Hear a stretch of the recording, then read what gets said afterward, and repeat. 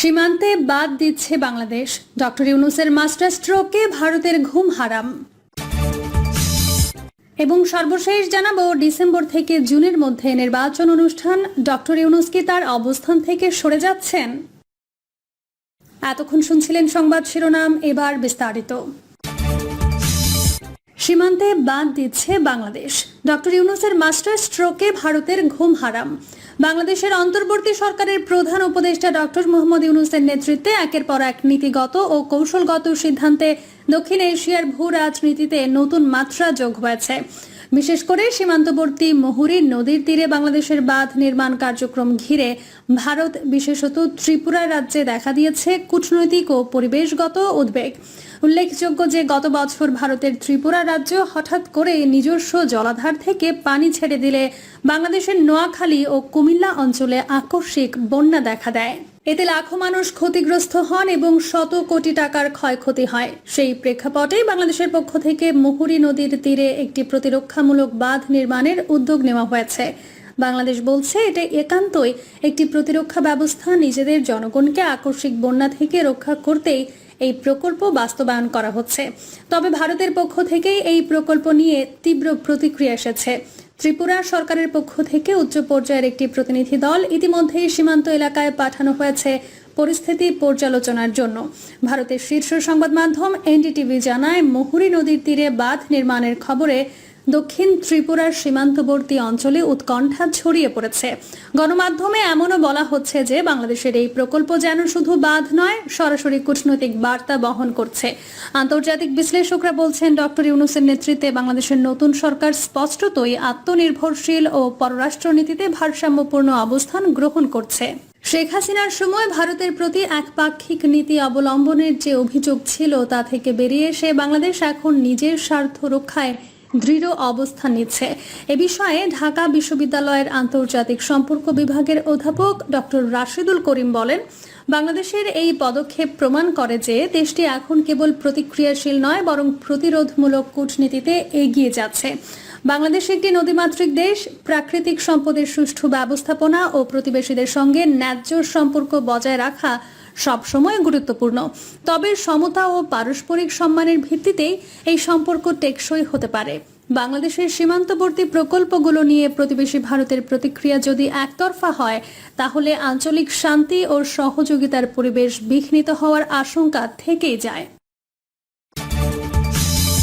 December থেকে জুনের মধ্যে নির্বাচন অনুষ্ঠান। ডক্টর ইউনূস কি তার অবস্থান থেকে সরে যাচ্ছেন? গত মঙ্গলবার এই কলামে আমি কথা দিয়েছিলাম যে রাজনৈতিক দলসমূহের সাথে প্রধান উপদেষ্টার সংলাপ শেষ হলে দেশের রাজনীতি সম্পর্কে একটি পরিষ্কার চিত্র পাওয়া যেতে পারে। তখন আমি দেশের সর্বশেষ রাজনৈতিক পরিস্থিতি নিয়ে লিখব। দলগুলোর সাথে সংলাপ শেষ হয়েছে। এরপর দলের প্রধান উপদেষ্টা ডক্টর ইউনূস জাপান সফরে গিয়েছিলেন। সেখান থেকে তিনি ফিরে এসেছেন। সেখানে ডিসেম্বরে ইলেকশন অনুষ্ঠান সম্পর্কে তিনি একটি মন্তব্য করেছিলেন। এই মন্তব্য নিয়ে দেশের অভ্যন্তরে বিএনপি তীব্র সমালোচনা করেছে। ওইদিকে 31 মে ঢাকা পৌঁছে ডক্টর ইউনূস 2 জুন সোমবার সর্বদলীয় বৈঠক ডেকেছেন। ইতোপূর্বে যে 29টি দলের সাথে বৈঠক হয়েছে তাদেরকে দ্বিতীয় রাউন্ডের বৈঠকে ডাকা হয়েছে। বৈঠক হয়ে গেছে, কিন্তু রবিবার রাতে এই লেখা লিখতে হচ্ছে বলে সোমবার বিএনপির সাথে বৈঠক সম্পর্কে কিছু বলা সম্ভব হলো না। তবে দেশের 29টি রাজনৈতিক দলের সাথে প্রথম রাউন্ডের বৈঠকের পর ফলাফল হয়েছে একটি বিরাট শূন্য। বিএনপির ডিসেম্বরে নির্বাচন অনুষ্ঠানের দাবিতে অটল রয়েছে। আর প্রধান উপদেষ্টার প্রেস সচিব শফিকুল আলম গত 1 জুন পুনর্বার ঘোষণা দিয়েছেন যে জাতীয় নির্বাচন চলতি সালের ডিসেম্বর কিংবা আগামী বছরের জানুয়ারি, ফেব্রুয়ারি, মার্চ, এপ্রিল, মে বা জুন পর্যন্ত যে কোনো সময়ে অনুষ্ঠিত হতে পারে। তবে কোনো অবস্থাতেই 30 জুনের পর যাবে না। কিন্তু বিএনপি 1 জুন পর্যন্ত ডিসেম্বরে নির্বাচন অনুষ্ঠানের প্রশ্নে অনড়। এই পরিস্থিতিতে সচেতন মানুষের মধ্যে জ্বলন্ত জিজ্ঞাসা, দেশ কোন পথে যাচ্ছে? আসুন সেই বিষয়ে একটি ধারণা নেওয়ার চেষ্টা করি। তার আগে একটি বিষয়ে আমাদের সকলের পরিষ্কার ধারণা থাকা উচিত। সেটি হলো বর্তমানে দেশে প্রধান পলিটিক্যাল অ্যাক্টর কারা। এক কথায় বলা যায় যে বর্তমানে দেশে প্রধান পলিটিক্যাল অ্যাক্টর 5টি পক্ষ। এরা হলো প্রথমত সরকার, দ্বিতীয়ত দেশের সবচেয়ে বড় দল বিএনপি, তৃতীয়ত সেনাপ্রধান, চতুর্থত দেশের দ্বিতীয় বৃহত্তম দল হিসেবে জামায়াতে ইসলামী, পঞ্চমত ছাত্রদের নবগঠিত দল এনসিপি। এখানে বলে নেওয়া ভালো যে এনসিপি তেমন বড় দল নয়। গত 28 ফেব্রুয়ারি দলটির আনুষ্ঠানিক আত্মপ্রকাশ। মাত্র 3 মাস তার বয়স। এই 3 মাসে দলটি বলতে গেলে বিকশিত হতে পারেনি। তবুও দেশের রাজনৈতিক পরিস্থিতি বর্ণনায় এই দলটির নাম এসে পড়ে, কারণ দলটির পেছনে রয়েছে সরকারের পৃষ্ঠপোষকতা। এছাড়াও এই দলের প্রথম সারির 6 থেকে 7 জন নেতা জুলাই বিপ্লবের নেতৃত্ব দিয়েছেন। সেনাপ্রধানের কথা আমি এখানে এনেছি কারণ দেশের ইলেকশন এবং অন্যান্য জাতীয় ইস্যু সম্পর্কে সেনাপ্রধান জেনারেল ওয়াকারুজ্জামান সুস্পষ্ট বক্তব্য দিয়েছেন।